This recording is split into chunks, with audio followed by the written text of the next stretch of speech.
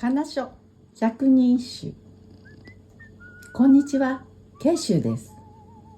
今回はロンドンでの録画の3度目の最終回の配信になります。いよいよイギリスの教会での講義の模様をお届けいたします。教会の皆様の前で百人一首を用紙に2首書いております。語りは私と門人で行っていきますので、どうぞお楽しみになさってください。はじめは皆様、こちらのことを全く意に介せず、おしゃべりに花が咲いていらっしゃいましたね。それどころか、中にはじっと私を見据えていらっしゃる方がいらして、前かがみに身を乗り出して私を見ている姿、少し怖かったんですよ。ちょっとドキドキしましたね。おそらく私をどんな人物か見定めてらしたのでしょうか。そう思います。ちょうど源氏の天世の品定めが頭をよぎりましたね。はい。その空気が変わったのは、私が日本から持参した一枚の作品、百人一首をご覧になってからでしょうか。そうなんです、そうなんです。銀座のプランタンでの先生の個展の作品でしたよね。そうなんです。あれは私の個展の作品で、命を削って描いたものですから。はい、あの作品はもう圧巻でした。ありがとうございます。100首全部を一枚に書き連ねた作品をご覧になって様子が変わりましたね。はい。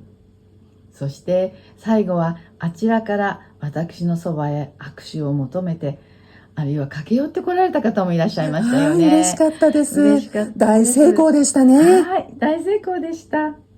しかも会長様からパレスに晩餐会にご招待され、はいはい。私たちにとってはとても信じられない夢のもうような光栄なお話でした。ドレスコードなんかも言われまして、ちょっとドキドキしました。どうしようかと思いましたね。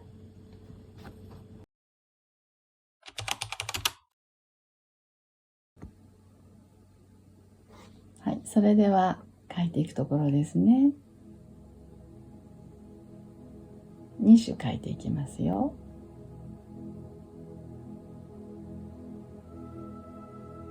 ありあけのつれなくみえし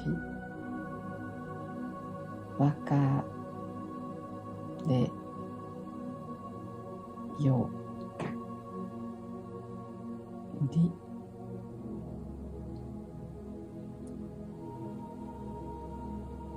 暁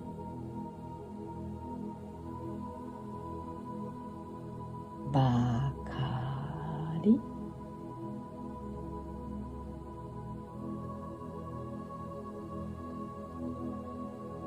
浮きものはなし。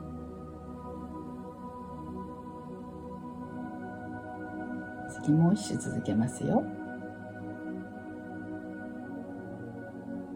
山川に風のかけたるしがらみはしがら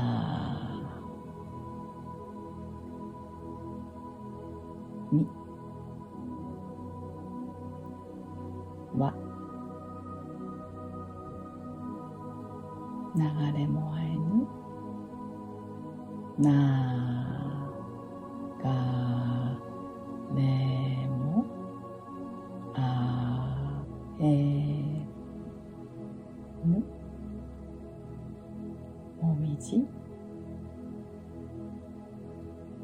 なりけ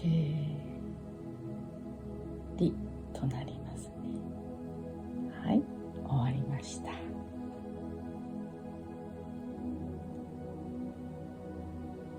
有明のつれなく見えし別れより、暁ばかり浮き物はなし。